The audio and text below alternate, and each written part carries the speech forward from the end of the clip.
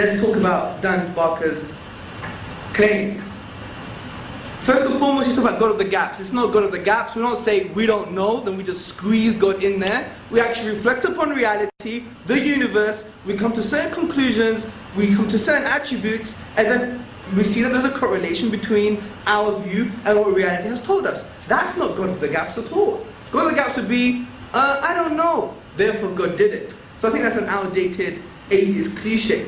Also, you're saying submission to God is not rational. Well, you said this about grammar. Let's change the definition here. Well, you could submit to yourself, submit to social conditioning, or submit to a higher rational being. What sounds more rational, people? To submit to a higher rational being. If you know that rational being exists and you have evidence for that. So you could play with words and we could preach. I mean, I think your preachiness has carried with yourself in your atheistic age. And I think, you know, we can't have our cake and eat it. I don't like Christianity, but I'm going to stay a preacher. Thank you. No worries, dude.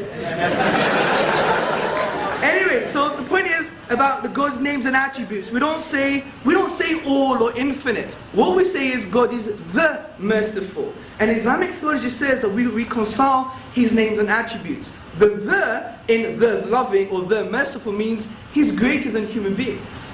And then when we look at all His names and attributes, we see them via His oneness and we reconcile them together. We don't say He's infinite this, infinite that, and infinite this. No, Islamic theology says He's the merciful, the just, and we take these names and attributes and we reconcile them together, for instance.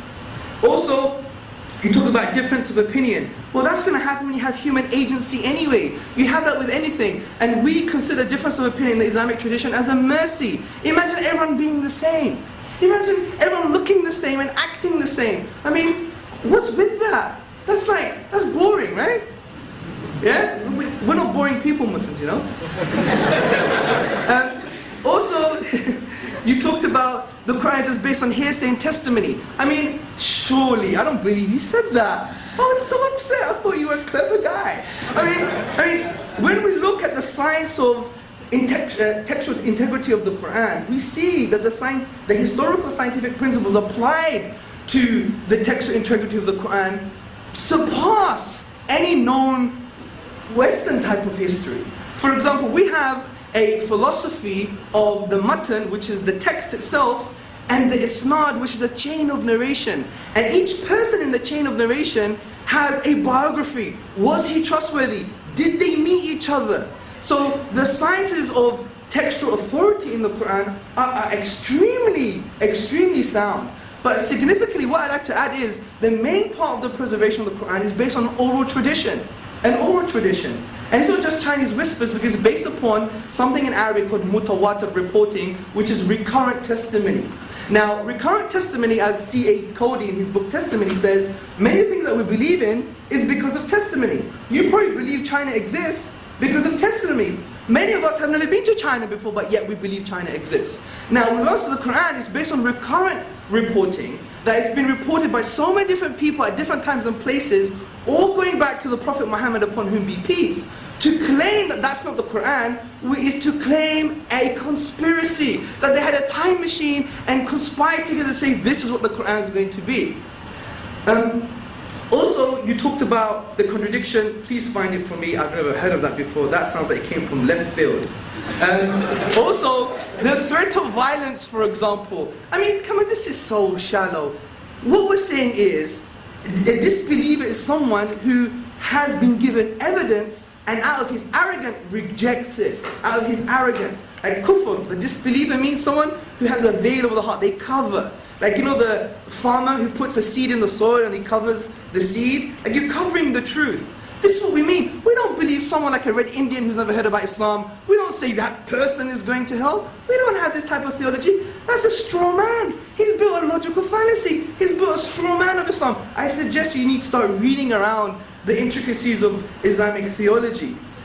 Also, you have to understand the Quran is a thinking book. For example, the things I've talked about are based in the Quran. As the Quran says, أَفَلَا تَعْقِلُونَ? Do you not use your minds? أَوَلَمْ يَتَفَكَّرُوا فِي أَنفُسِهِمْ? Do they not reflect within themselves? وَفِي أَنفُسِكُمْ أَفَلَا تُبْصِرُونَ? And in themselves, do they not see? Are you going to base your life on your forefathers? even if it's based on no knowledge, these are rational principles. It's an existential text that makes you think about the meaning of existence and who you are. You're being quite unfair, Dan, you know? Come on, let's be fair, man. Also, you talked about singularity. You know, singularity is not old. Vilenkin, 2008. Cosmologists in 2006. Even recently, cosmologists are understanding the concept of singularity. It's not old stuff. I mean, you could talk about Stephen Hawking all you like, but it doesn't mean he's right just because he's Stephen Hawking. I mean, that's an argument of authority, right? You're standing on the shoulders of giants. Also, you talked also about that why isn't everyone a Muslim? Or why isn't the evidence on the table? That's again a logical fallacy. You're standing on the shoulders of giants. Because people don't do it. It's like the fallacy of social reasoning. Like, just because the majority of people don't believe in it, therefore I shouldn't believe in it. I mean, is that critical thinking? I mean, that's like Nazi Germany to me. Everyone wants to kill a Jew, maybe I should kill a Jew too. Yeah? I mean, come on, is that right behavior, Dan? Surely not. Also, you spoke about apples and oranges. Again, you have a grammar problem. No, I see the universe as an object because it has a spatial-temporal boundary. I'm not saying it's a category of things. So I don't think your argument here works. And also, you think that we have a special pleading to God with this argument. But since the atheist has always maintained the same about the universe, as beginningless and uncaused, then you're doing the same thing. I mean, interestingly, Professor Anthony Flew said that we need to make a choice. Either the universe is uncaused, or the cause of the universe is uncaused. And I think in light of tonight's evidence, we know that the universe is caused, and the cause of the universe is uncaused. Also, you talked about, well, then who caused God? Well, the thing is, God never came into being. Rather, we know we have evidence the universe came into being. And finally, you spoke about God's thoughts, but we say that that's a fallacy, it's a straw man argument with regards to who God is. We say that his intentions, if you want to put them even to that kind of words, are eternal. And there's a difference here. There's not like a discrete, finite kind of process going on that you could claim that the actual infinity doesn't make sense with regards to God itself, which I discussed in the initial part of my presentation. But more of that in the next part of the rebuttals. Thank you.